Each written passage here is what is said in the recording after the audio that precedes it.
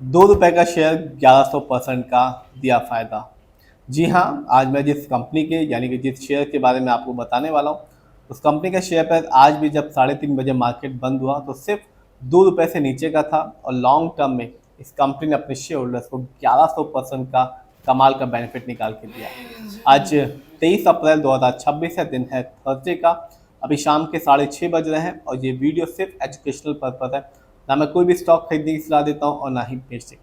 आज मैं एक पेनी स्टॉक के बारे में आपको बताने वाला हूँ जिसका शेयर प्राइस आज भी जब 3:30 बजे मार्केट बंद हुआ तो ₹2 से नीचे का था और लॉन्ग टर्म की स्पेशली लॉन्ग टर्म की बात की जाए तो कंपनी ने 1100% का निकाल के दिया। इस कंपनी का नाम है एम्पावर इंडिया और ये कंपनी 1981 में बनी और कंपनी बिजनेस में है हाई एंड आईटी प्रोडक्ट्स के। और आज की बात करूँ स्पेशली बीएससी इंडेक्स में यानी कि बॉम्बे स्टॉक एक्सचेंज में, ना कि एनएससी में। आज जब 3:30 बजे मार्केट बंद हुआ तो इस कंपनी का शेयर प्राइस था ₹1.70 का और आज भी इस कंपनी ने बिल्कुल भी जिन्होंने इस कंपनी में पैसा लगा रखा है निराश नहीं किया। आज 3.03% का रिटर्न निकाल के दिया। ये तो बात रही आज की।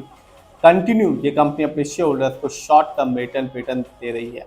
7 दिन में 21% का, जबकि एक महीने में 63% का रिटर्न निकाल के दिया। यानी आज से ठीक 30 दिन पहले इस कंपनी का शेयर प्राइस मिल रहा था ₹1.12 का, जो आज के दिन चढ़कर हो चुका है ₹1.70 का। ये तो बात है शॉर्ट टर्म की। यदि मैं लॉन्ग टर्म को देखूं यानी कि 5 साल को, तो यहाँ इस पेनी स्टॉक ने अपने शेयर होल्डर्स को बिल्कुल भी निराश नहीं किया। सिर्फ 5 साल में इस कंपनी ने अपने शेयर होल्डर्स को 1100% का रिटर्न निकाल के दिया। यानी 5 साल पहले इस कंपनी का शेयर प्राइस मिल रहा था 15 पैसे का, जो आज के दिन है ₹1.70 का। तो जिसने भी 5 साल पहले पेनी स्टॉक सोच के इस कंपनी में एक मोटा अमाउंट लगाया होगा, शेयर की एक अच्छी खासी क्वांटिटी ली होगी, उसे तो एक अच्छा इस समय फिलहाल एक अच्छा रिटर्न देखने को मिल रहा होगा। ये तो बात है इस कंपनी के रिटर्न की। जानते हैं इस कंपनी के स्टॉक के परफॉर्मेंस को, तो एक साल में आप देख सकते हैं हाईएस्ट शेयर प्राइस जो गया वो गया ₹2.74 का, जबकि एक साल में इस कंपनी का लोएस्ट शेयर प्राइस आया ₹1.03 का। ये तो बात है हाईएस्ट और लोएस्ट की। जानते हैं इस कंपनी के फंडामेंटल्स को, तो जो कंपनी का मार्केट कैप है वो है सिर्फ 201 करोड़ का। ये कंपनी स्मॉल कैप की है क्योंकि मार्केट कैप 5,000 करोड़ के नीचे का है। पीबी रेशियो 0.65 है, आप भी देख सकते हैं। शेयर मार्केट में एक अच्छा पीबी रेशियो कहलाता है 1 या तो बिलो 3। इंडस्ट्री भी 47.58 है। शेयर मार्केट में एक अच्छा इंडस्ट्री पी कहलाता है 20 से लेकर 25 के बीच में। ये बताता है कि जो कंपनी के स्टॉक है मार्केट में कैसा परफॉर्म कर रहा है। क्या वो बहुत ज़्यादा महंगा तो नहीं हो गया है, क्या वो बहुत ज़्यादा सस्ता तो नहीं हो गया। डेप्ट टू इक्विटी, इस कंपनी का डेप्ट टू इक्विटी है 0.09, बहुत ही कम है। यानी कि इस कंपनी पर किसी भी तरह का कोई लोन कर्ज नहीं है। आरओई 1.29% है। शेयर मार्केट में एक अच्छा आरओई कहलाता है 15% से लेकर 20% के बीच में।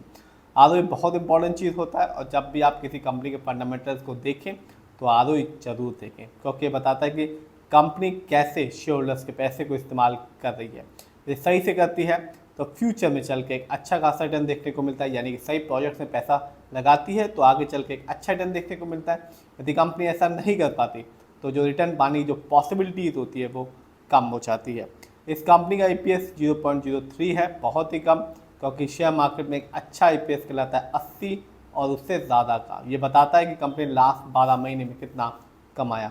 जानते हैं इस कंपनी के फाइनेंशियल कंडीशन को, तो जो कंपनी का रेवेन्यू था दिसंबर क्वार्टर में वो था 49 करोड़ का, जबकि 2025 में इस कंपनी का ईयरली रेवेन्यू था 129 करोड़ का।